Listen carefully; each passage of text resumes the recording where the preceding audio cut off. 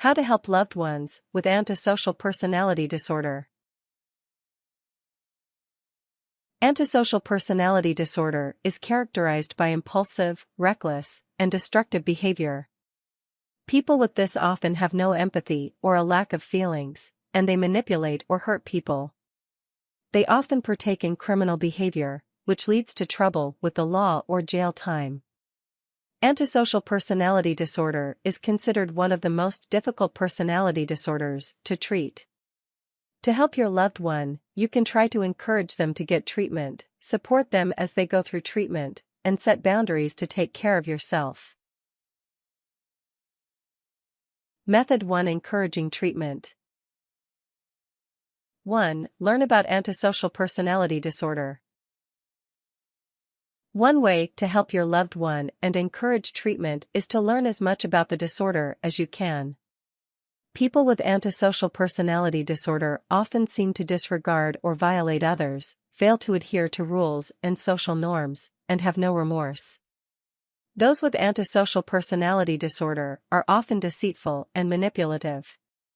They lie, steal, or con people for their gain. They often are impulsive, reckless, and aggressive, which leads to fights. Talk to a doctor or therapist about antisocial personality disorder, or search online or buy books to read about the disorder. 2. Suggest treatment. Due to the nature of antisocial personality disorder, many people with the condition won't seek treatment. You can try to suggest that your loved one get help for their personality disorder. Explain that you care about them and want them to get help for their behavior. Many people with this disorder will only seek treatment if forced by a court system. Because one of the symptoms of ASPD is a suspicion and dislike of authority figures, often the person sees a therapist or doctor as an authority figure they can't trust. This leads to a bad relationship. Try saying, "I care about you, and your behavior has started to worry me. I think you would benefit from medical treatment." 3. Encourage psychotherapy. Psychotherapy is the most common treatment for antisocial personality disorder. In therapy, the therapist will work with the person to set goals, improve relationships, and develop coping skills.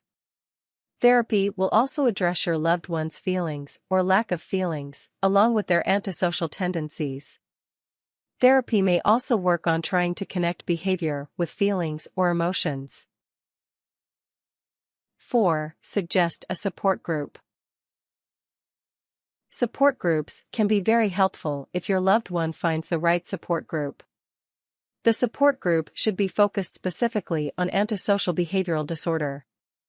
This will give your loved one a chance to connect with others going through similar situations and share their experiences. In a support group not tailored specifically to ASPD, your loved one may remain detached and emotionally distant. Some support groups can turn into places where they reinforce negative behavior, like talking about how to engage in criminal behavior. Talk to your loved one's doctor or a local hospital to try and find a group in your area. You can also search online for a support group in your area.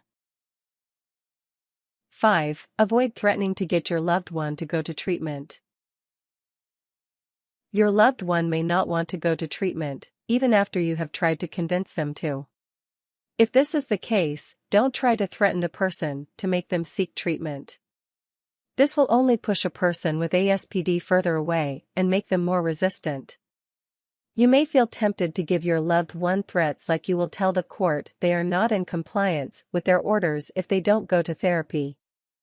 Instead of threatening, try to help your loved one come up with reasons to continue or start treatment. You may explain that if they go to treatment that they have a better chance of getting out of trouble with the legal system and not going to jail again. 6. Be prepared for any reaction. People with personality disorders often have trouble accepting that they have a disorder. Someone with antisocial personality disorder may have particular problems with this idea due to the nature of the disorder. When you approach a person with ASPD about treatment, be prepared for any response. Some people may not know they have a problem, so you may have to provide examples of their behaviors. Others may be in denial or refuse to believe there is a problem. Some people with ASPD may be resistant or angry if you bring up the possibility that they have a personality disorder. Method 2: Providing support. 1. Support your loved one through treatment. If your loved one agrees to treatment, it may not be easy for them. Many people with ASPD have no empathy or a lack of feelings. This can make it difficult for them when they start getting in touch with their feelings or trying to navigate emotions. Offer love and support for your loved one as they go through this process. Treatment may be challenging for your loved one at times. They may get overwhelmed or upset, or they may get frustrated and want to quit. Continue encouraging them and being there as much as you can. 2. Be understanding of your loved one through emotional discovery. As your loved one tries to uncover emotions and become more comfortable feeling them, they may go through a lot of emotional cycles. Be supportive of all these emotions, because any emotion that isn't anger or irritation is a good thing. For example, many people with ASPD end up feeling depressed for a short while. Help them to understand and identify that these emotions are connected to depression or sadness. Be supportive of them during this time by understanding, listening, and helping them in any way they need to. 3. Build an emotional connection. One thing that may be done to help your loved one is to work on building an emotional connection. Most people with ASPD have few emotionally significant relationships in their lives. You may try to build an emotional connection with your loved one. You may need to work with a therapist to find ways to connect emotionally with your loved one. You cannot make your loved one feel emotions or start to address their emotions. This has to be done with the help of a therapist. Once your loved one starts to embrace their emotions, you can start to try and connect to them. 4. Make them face their consequences. One way you can help your loved one learn to cope and accept their condition is to help them face the consequences of their actions. For a person with antisocial personality disorder, this is often extreme, like jail or through the legal system. Make your loved one aware of the destructive behavior they are engaging in, like lying or stealing, getting into fights, or hurting their loved ones. Method 3: Taking care of yourself. 1. Seek treatment for yourself. Because those with ASPD can physically, mentally, or emotionally harm you, you should seek mental health treatment for yourself.